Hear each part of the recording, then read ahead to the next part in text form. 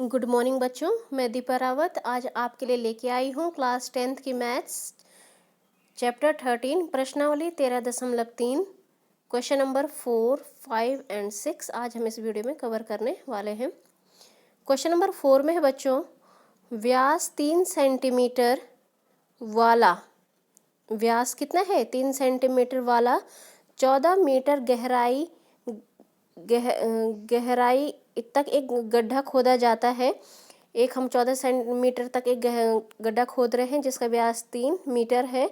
इससे निकली हुई मिट्टी को कुएं के चारों ओर 4 मीटर चौड़ी एक वृत्ताकार वलय रिंग बनाते हुए एक समान रूप से फैलाकर एक प्रकार का बांध बनाया जाता है। जो इससे मिट्टी निकली है इस गड्ढे को खोदने पर, उस मिट्टी से हम क्या कर रहे हैं, 4 मीटर चौड़ा एक वृत्ताकार मतलब सर्कुलर रिंग उससे हम एक बना रहे हैं उसके किनारे किनारे। ठीक है, तो इस बांध की ऊंचाई ज्ञात कीजिए। जो हमने ये मिट्टी डिपॉजिट करी है किनारे किनारे, इसकी हमें क्या निकालनी है, ऊंचाई ज्ञात करनी है। तो आप सबसे पहले देखेंगे कि हमने यहाँ पे एक फिगर बना लिया है। ये कुआं खोदा, जो इसकी मिट्टी निकली उससे हमने ये वृत्ताकार रिंग बना ली है पूरी। ठीक है, जैसा आपको डायग्राम में दिख रहा होगा। और जो इसमें जो व्यास है वो है 3 मीटर। कुएं का जो व्यास है वो कितना है, 3 मीटर। कुआं जो ये है अंदर वाला पार्ट, इसका जो व्यास है वो 3 मीटर है। तो जो इसकी त्रिज्या हो जाएगी छोटी सी डिस्टेंस, वो क्या हो जाएगी 3/2 यानी कि 1.5 मीटर। जो आपको ये कुएं की गहराई दी है, ये वाली लेंथ, ये है आपके पास 14 मीटर। और जो कुएं के चारों ओर वृत्ताकार ब्लैक की चौड़ाई है वो है 4 मीटर। ठीक है, तो जब हमने जो मिट्टी है उसको हमने फिर 4-4 मीटर में और फैला दिया, तो हमारे पास जो पूरी वो आ जाएगी एक्सटर्नल रेडियस, जिसको हम कहेंगे बाहर वाली रेडियस कितनी हो जाएगी 1.5। तो ये वाला पोर्शन है और इसमें फिर 4 हमने और ऐड कर लिया, तो ये बन जाएगा आपके पास 5.5। यानी कि वलय की बाह्य त्रिज्या क्या हो जाएगी 4 + 1.5 मीटर, तो ये हो जाएगा 5.5 मीटर। ठीक है, तो मानव वृत्ताकार चबूतरे की जो ऊंचाई है वो h मीटर है। कितनी है, h मीटर है। ठीक है, अब जो वृत्ताकार चबूतरे का जो आयतन होगा, कितनी मिट्टी का हमने यूज़ किया है, वो किसके बराबर है, कुएं से निकाली गई मिट्टी का आयतन के बराबर है। जो कुएं से हम मिट्टी निकाल रहे हैं ना, उसी से तो हम ये चीज़ बना रहे हैं। लेकिन आपको बीच में ध्यान रखना है, जो वृत्ताकार चबूतरा बन रहा है वो बीच में से क्या है, हॉलो है। यानी कि एक बाहरी पोर्शन है उसमें और एक इसमें अंदर का पोर्शन है। तो जो बाहरी पोर्शन होगा उसके लिए πr² h कर लिया है, फिर -πr² h कर लिया है। जो बाहर की रेडियस है, त्रिज्या है, उसको हमने कैपिटल R से दिखाया, और जो अंदर की त्रिज्या है उसको हमने स्मॉल r से दिखाया, क्योंकि बीच में क्या है, खड्डा खोदा गया है, तो इतना हमें उसको लेस करना है। ठीक है, तो हमने क्या कर लिया, इक्वल्स टू, और जो कुएं से मिट्टी निकालने का आयतन है वो क्या है πr², कैपिटल H। हमने कुएं की जो ऊंचाई है उसको कैपिटल H ले लिया है। ठीक है, और जो वृत्ताकार की चौड़ाई है, ये ऊंचाई है, उसको हमने स्मॉल h ले लिया है।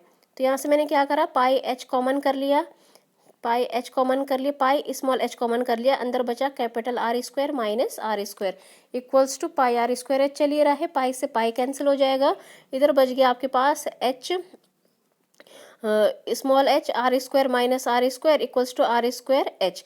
ठीक है, अब आप सारी वैल्यूज पुट करेंगे, h की जगह में h है वो हमें फाइंड आउट करना है, कैपिटल R की जगह में क्या है 5.5 का स्क्वायर माइनस स्मॉल r की जगह में क्या है 1.5 का स्क्वायर इक्वल्स टू, फिर स्मॉल r की जगह में 1.5 × 1.5 और कैपिटल h की जगह में 14 मीटर जो कुएं की ऊंचाई है। अब आप इसमें देख रहे हैं a² - b² का फॉर्मूला इसमें हम लगाएंगे, तो क्या होता है a + b a - b। तो एक बार हमने वही चीज़ 5.5 + 1.5 लिखी, और एक बार क्या लिखी 5.5 - 5.5 इक्वल्स टू, इधर तो वैसे ही चल रहा है, इसको हम सॉल्व करेंगे। h 5.5 + 1.5 को जोड़ करके 7 आया और घटा करके 4 आया। ठीक है, इक्वल्स टू, इधर का तो वैसे ही चल रहा है अभी, फिर h की जगह में क्या आ जाएगा, ये 7 × 4 उसके डिनोमिनेटर में चला जाएगा, क्योंकि इधर मल्टीप्लिकेशन में है, h को हमें सेपरेट आउट करना है। ये वाली चीज़ इधर वैसी रही, ये इसके डिनोमिनेटर में चला गया। तो h की वैल्यू जो आपके पास आएगी वो आ जाएगी 1.125 मीटर, यानी कि जो वृत्ताकार ब्लैक की ऊंचाई है वो कितनी है 1.125 मीटर है। बहुत ही सिंपल ये क्वेश्चन है।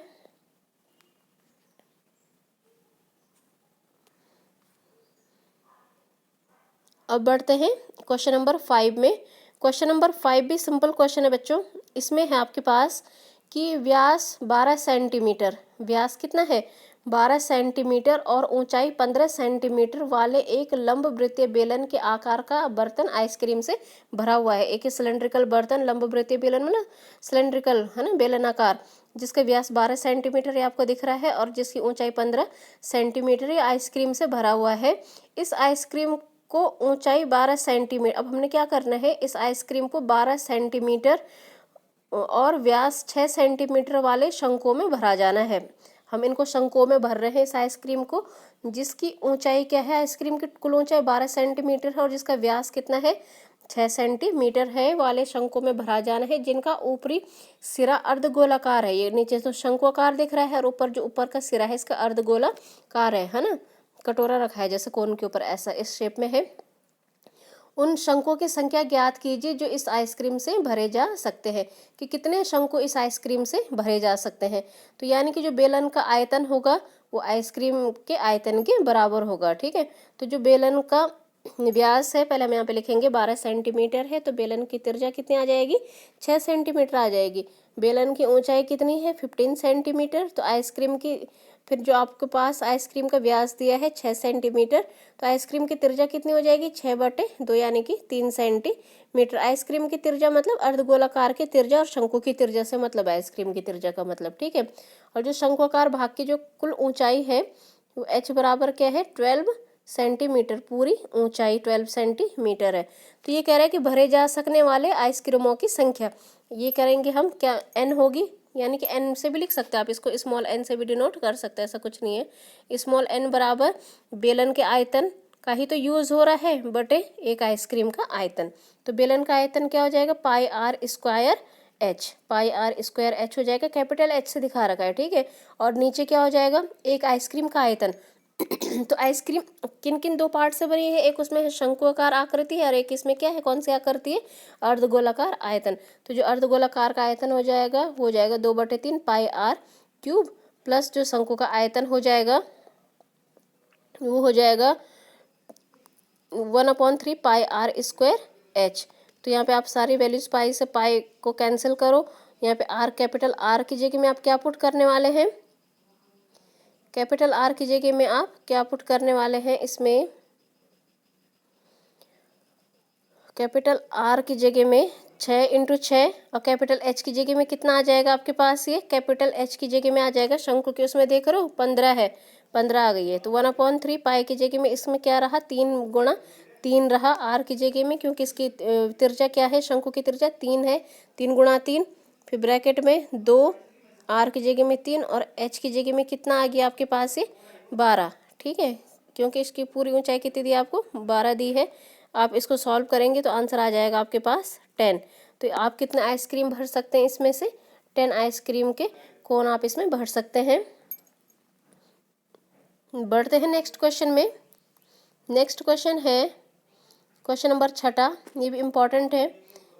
बीमाओं 5.5 सेंटीमीटर, 10 सेंटीमीटर और 3.5 सेंटीमीटर वाला एक घनाभ बनाने के लिए 1.75 सेंटीमीटर व्यास और 2 mm मोटाई वाले कितने चांदी के सिक्कों को पिघलाना पड़ेगा। हम एक घनाभ बना रहे हैं जिसकी लंबाई चौड़ाई और ऊंचाई दी है आपको, और हम इनको किससे बना रहे हैं, चांदी के सिक्कों से बना रहे हैं। ठीक है, जो सिक्का है, जो सिक्के का व्यास है वो है 1.75 सेंटीमीटर है और उसकी मोटाई कितनी है 2 mm, मोटाई मतलब उसकी ऊंचाई। ठीक है, तो यहाँ पे आप लिखेंगे कि सिक्कों का जो व्यास है वो कितना है 1.75 मीटर है, तो त्रिज्या कितनी हो जाएगी उसकी हाफ कर लेंगे। सिक्के की ऊंचाई 2 mm में है, जबकि बाकी क्वेश्चन क्या है सेंटीमीटर में है, तो बेटर होगा हम इसको भी किस में कन्वर्ट कर ले, सेंटीमीटर में कन्वर्ट कर लेते हैं, है ना।